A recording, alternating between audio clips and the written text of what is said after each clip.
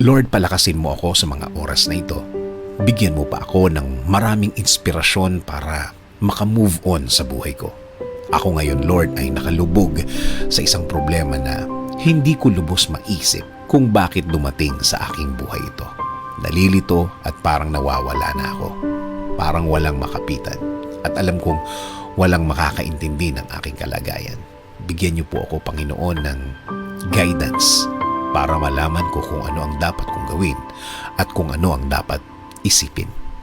Ibigay niyo po sa aking daan ang mga taong tutulong sa akin at maging tamang impluensya sa aking buhay. Taong nakareceive na din ng inyong pagpapala at ng inyong guidance at patuloy na nabubuhay ng tama na ayon sa inyong kalooban, Panginoon. Huwag niyo pong hayaan din na grabing maapektuhan ang aking pamilya. Spare them from hurt. Patuloy niyo po silang protektahan. Patuloy niyo po silang i-lead sa tama at patuloy niyo silang alagaan, Lord. Alam ko, Lord, na nakikita niyo ang aking kalagayan. Nakikita niyo po kung paano ako nahihirapan.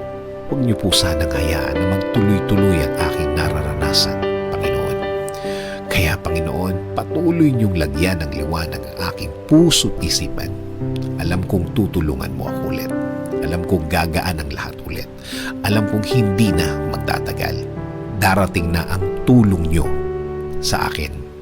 Dasal ko, Lord, na patuloy mo akong bigyan ng lakas para sa araw-araw. Para mas maharap ko ang mga problemang ito. Bigyan mo ko ng talino para mas alam ko kung ano ang gagawin sa problemang ito. Patuloy akong maniniwala at kakapit pa din sa inyong presensya, Panginoon. Kakapit sa pangako po ninyo na lagi kayong andyan para sa akin at sa aking pamilya. Magpo-focus ako sa inyong pagmamahal sa akin dahil alam ko na kapakanan ko pa rin ang mangingibabaw sa bawat mahirap na sitwasyon sa aking buhay. Maraming salamat sa inyong kabaitan. Maraming salamat sa inyong biyaya. Maraming salamat sa ibibigay mong lakas at talino sa akin, Lord. Alam ko na lalakas na ako at tatalino sa mga araw at linggo na darating sa aking buhay. Itinataas ko din po ang aking bayan, Panginoon. Bigyan niyo po ng guidance at inspirasyon ng Pilipinas at mga Pilipino ngayon dito po sa aming bayan at mga Pilipino sa ibang bansa. In Jesus' name I pray. Amen.